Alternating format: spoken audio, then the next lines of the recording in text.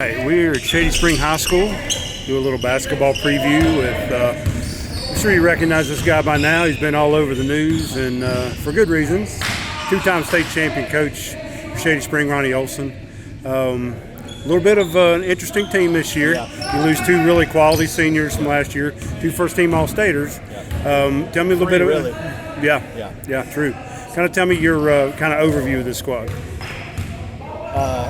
It's like an ice cream, like an ice cream sundae. Maybe you got a bunch of toppings on it. You got your ice cream at the bottom, but you got to get toppings on it. You want the cherries, you want the sprinkles, maybe you want the caramel because we got our seniors with Brody and Kobe, and then we got a ton of freshmen that look really, really good. Right. But it's kind of like a sundae. So maybe that's not a good comparison, but we sprinkling these freshmen in and these younger guys, and they look really good at times, and then at times they look like they're in ninth grade. Right. The good thing is we have some guys that can give them reprieve and breaks. They're not going to play in four quarters, so it's a different team than I've ever been used to. But I'm telling you, it's really fun.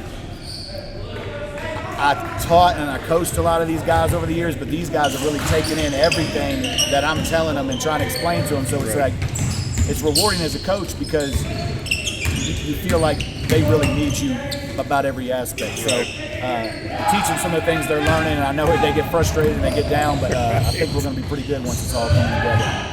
Now, once we started the season, there was a little question mark with Brody. Yeah. Still maybe a little question mark there, but looks like he's going to be able to go now. Yeah, he's looked really good. I mean, I wouldn't have believed it until I saw it myself, but Brody's, he's almost first in sprints, and they'll see it when we step foot on the floor. But he's been a freaking vocal leader, another coach. Brody's earned that to be a senior and be where he's at. So, hopefully he can make it through the whole season. And it's really a miracle to see what he's done. And I wouldn't have believed it unless I had him in here doing the thing. So, Brody's been a good addition. Obviously, thinking that he maybe not would play, but he's gone out every day and went after it. So it's been great. The other addition, or the other senior, is an addition.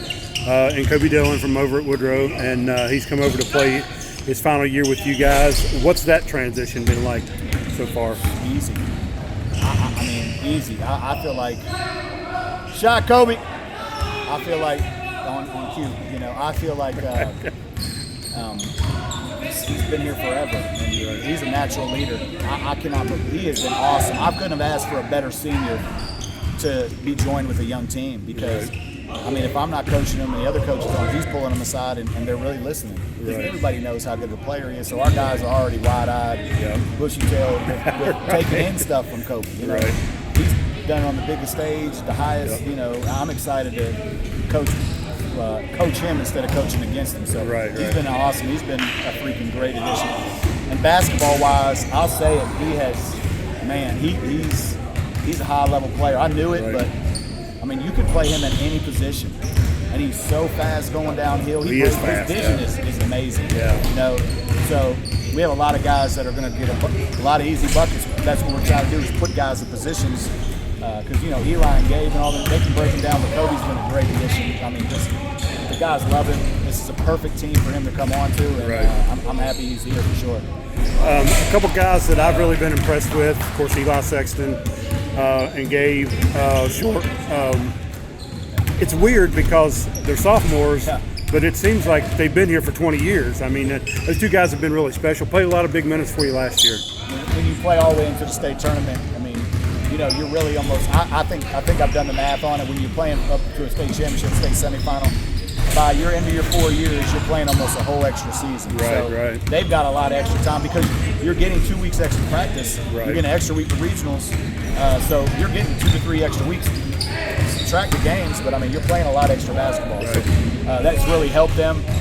But then Gabe and Eli are so special, and it's really awesome that we're able to have somebody like Kobe and Brody there where they can carry the load, but they don't have to carry the load. So if somebody goes down with foul trouble, and if I need a bucket, Gabe can go get you a bucket. Eli can go get you a bucket. They can go get you a stop. And now I feel like they're an extension of me, as where last year we're still learning, and they are just, they're special players, but they're special because they want to be great. You have a lot of guys come in and they just play, but them two play with purpose, and they play like they want to be the best, and that's not always the case with some of your best players. Some guys, come in and play hard versus a big game, and they may take a day off or a practice off. Those guys don't do that. And I've said this, you go back to everything we've talked about for years, when you have your top guys that are giving you everything, right, all the other guys, they have no choice but to fall in line and do what those guys are doing. I mean, I got Eli out here diving and taking charges on a drill that, he may not have to. So if you're an underclassman and you're looking at him, he's underclassman, which is crazy. Yeah. How can you not do what he's doing? Kind of senior leadership at a sophomore level. Absolutely. So Gabe's took on the defensive presence this year and playing hard. So, and I've got on him, and they've been able to take it. And I think if we can continue to focus on getting better, because there's going to be growing pains, there's going to be games, there's going to be practices. Heck, it's the third day, and I feel like we look a lot better. Every coach will say that. We didn't have tryouts, so our first day was Monday because we just decided everybody was going to be on the team this year. We didn't have a ton tryout. So we started our first day. I had to make the practice schedule different. So we're in day 3 now. And we definitely need the extra days for sure. I guess one of the question marks for this team will be in the post a little bit. Yeah. Got a couple young guys down there, but couple very capable guys down there too. Very capable. And there's a lot of firsts. This is the first time I've had 2 bigs that I can play at the same time. We've obviously been a spread out team. 4 around 1, we'll do a lot of that. But, we can play Cutter and Jace at the same time. Right.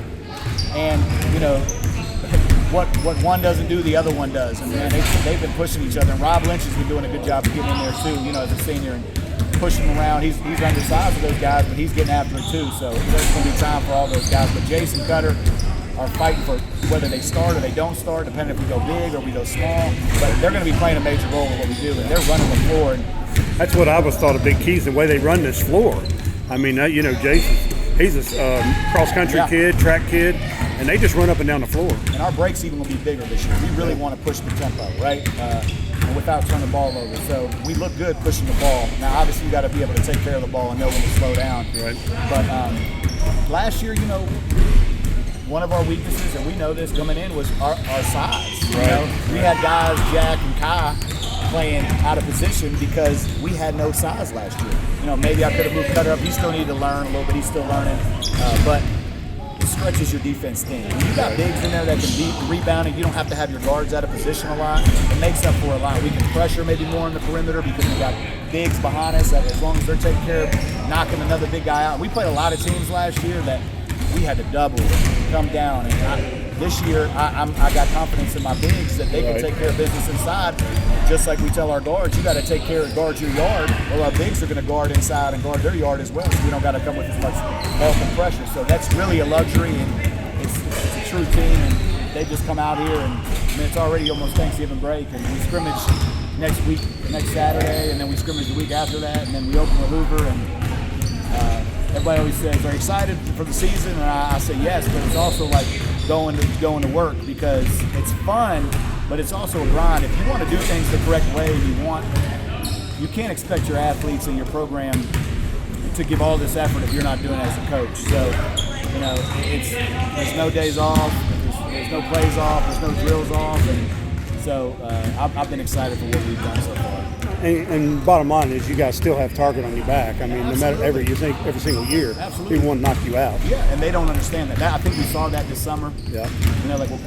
Some of our young guys, why are they coming on the floor after a summer league game? Why are they coming on the floor after a shootout game? And why are they excited? Well, guys, you are the standard. You set the standard. Right. Keeping the standard is harder sometimes than getting the standard. Exactly. So I'm not complacent. I'm not going to allow my guys to get complacent. I'm more hungry than ever, obviously. Right. They're more hungry than ever. We're in a loaded region. We can go into that later during the season, but I understand the task ahead of me. The guys understand the task in front of them. They know the schedule, they know the region, but we've got just as good a chance as anybody else. And I always say, there's very few teams, and I tell them in the huddle, maybe you've heard me say this, I tell them, there's very few teams that can really look at each other in the huddle and say, we have a chance to win it all. Now, are we going to win it all? I don't know. But that is our goal, and we fight for that goal every day, to strive to have a chance to win it. And that's our ultimate goal, is win the state championship. All right, Ronnie Olson with Shady Spring Basketball.